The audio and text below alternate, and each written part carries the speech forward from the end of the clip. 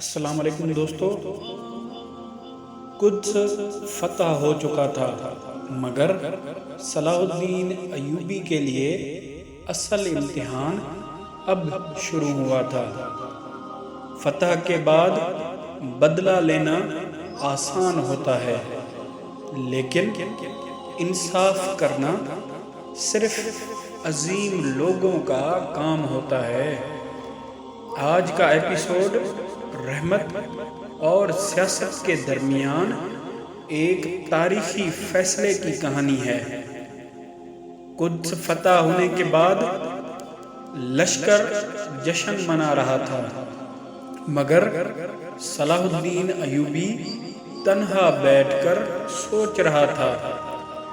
اس کے ذہن میں ایک ہی سوال تھا، کیا میں بھی وہی کروں جو مجھ سے پہلے ہوا، یا پھر تاریخ کا رخ بدل دوں؟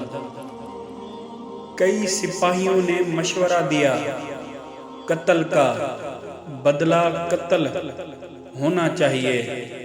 صلیبی حکمرانوں نے ظلم کیا، اب انہیں سزا ملنی چاہیے۔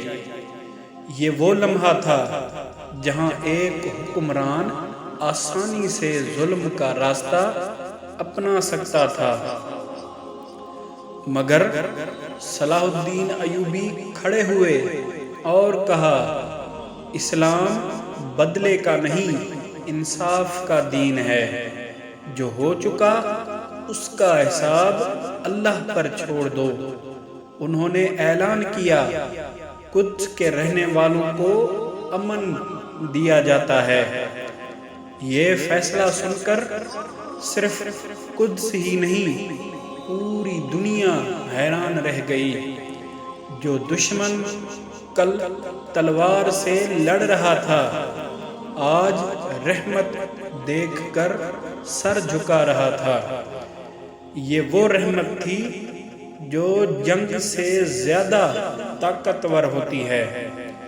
اس دن صلاح الدین ایوبی نے صرف قدس کو نہیں، انسانیت کو فتح کیا۔ آج بھی جب قدس کا نام آتا ہے تو تلوار نہیں، رحمت یاد آتی ہے۔ دوستو، اصل عظیم حکمران وہ ہوتا ہے جو جیت کر بھی جھک جائے۔ صلاح الدین ایوبی نے سکھا دیا کہ سب سے مشکل جیت اپنے نفس پر ہوتی ہے۔ اگلے ایپیسوڈ میں ہم دیکھیں گے جب یورپ کے بادشاہ خود صلاح الدین کے نام سے کانپ اٹھے۔ ہمارا چینل سبسکرائب کر کے بیل آئیکن دبا دیں تاکہ ہمارے آنے والی ویڈیوز آپ دیکھ سکیں۔ شکریہ۔